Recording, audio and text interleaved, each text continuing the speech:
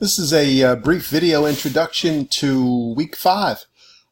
We're sneaking up more on discovery and interrogatories and depositions and attorney-client privilege and attorney confidentiality and attorney work product. And I think it's laid out similar to other weeks. And I'll just scroll down very quickly. The scope of discovery, when people realize how broad the scope of discovery is, in other words, you can really ask a lot of different things as long as you can tie them back to the idea that it would help prove or disprove a fact in the case. That's what relevance is. As long as you can connect it that it may produce relevant information, you're okay to ask about it. I give you a little video introduction about discovery and some of the timing of it. There is this isn't the attorney-client privilege notation there, and the fourth item down the list is a story that you probably will find interesting. It's an instance where people maintain the confidentiality of information that resulted in the wrong person going to prison for 27 years. There's a section of the rules about depositions. I'd ask you to just skim that very quickly. I think you'll see most of it there. There's a form of a general subpoena there, which is useful. Subpoenas are really broken into subpoenas to testify and subpoenas to both testify but also provide items. And the testify is a subpoena ad, A-D, and it's a Latin word, testificandum. Just showing off that I know the Latin word. It's kind of a branch of testify. T-E-S-T-I-F, I-C-A-N-D-U-M, testificandum. And that's for testifying. A subpoena duces tecum, D-U-C-E-S, new word, T-E-C-U-M, suggests that that's a subpoena to bring documents with you. You may also be asked to testify.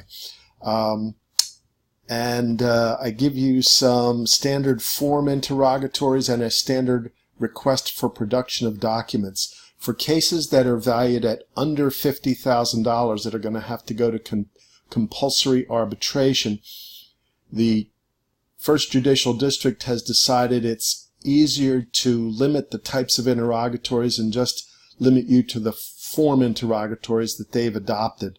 So in certain cases, you're going to have to use their interrogatories, and I'd ask you to take a look at them, as I think they'll give you an interesting insight. Skipping down to the resources part, and one of the reasons I really did want to make sure I gave you a video introduction is I don't want you or expect you to read all of those depositions. They are mostly excerpts of fairly long depositions. Next week, we will do a short deposition digest. And a deposition digest is, some people call it a summary, some people call it a digest. And I can tell you this, last year when I used a few of these to get folks to do the Dep digests, I got sort of English summaries, English course summaries, which were long, involved summaries of what was in the deposition. We don't want that. Here's the use of it, everybody. Imagine that you were in court. You had this long deposition that you knew you wanted to follow the witness on. Say in court, you'll have a deposition of what a person has probably been asked already, but will be asked again at trial. And that's the fun of it if it's a trial and you can find that someone's giving you a different answer now than they did in the deposition, or if they give you a different answer, because you always confront them with that deposition and you say the following words. Do you remember providing a deposition on this date in question? And they'll say yes, and you'll say, do you remember being asked the question? And you'll read them the question, and they'll say no or yes, and then you'll show it to them and you'll say, please read your answer out loud. Hopefully it's entirely different than what they said. It's really a powerful device to impeach or otherwise weaken a witness, make them look like they don't know what they're talking about or aren't truthful. Of those depositions, if you just can't help yourself, trust me, The Camille Cosby deposition is one that I've read, I think, on 3 occasions, and I still can't understand what the guy was trying to ask. Some of the Redstone deposition is pretty interesting too.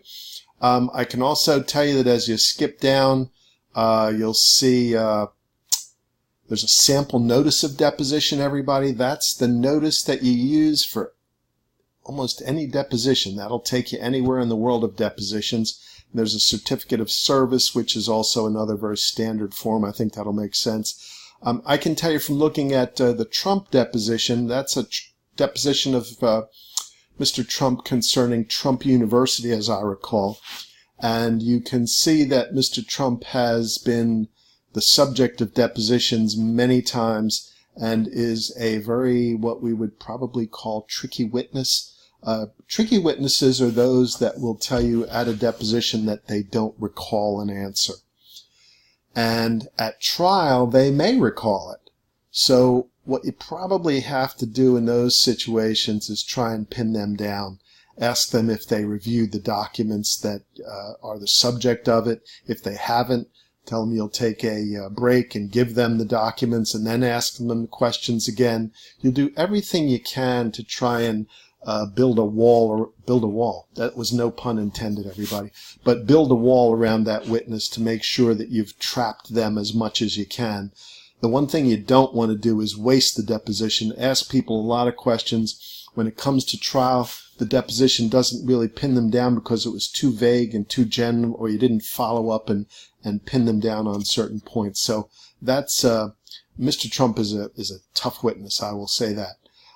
As for homework, there's some standard interrogatories. There's an article about attorney-client confidentiality, attorney-client privilege, and work product. There's a little exercise on searching docket entries, and there are 3 chapters in the civil action book, Orphans and Dogs, The Woodshed, and Discovery. So I hope you get something out of it this week. Hopefully we're going to see some of you on a Wednesday night. I'm trying to think about what, if anything, I can do for a Thursday night, but let me see about that. But thanks for listening, everybody, and I just wanted to make sure I gave you this little heads up. See you again.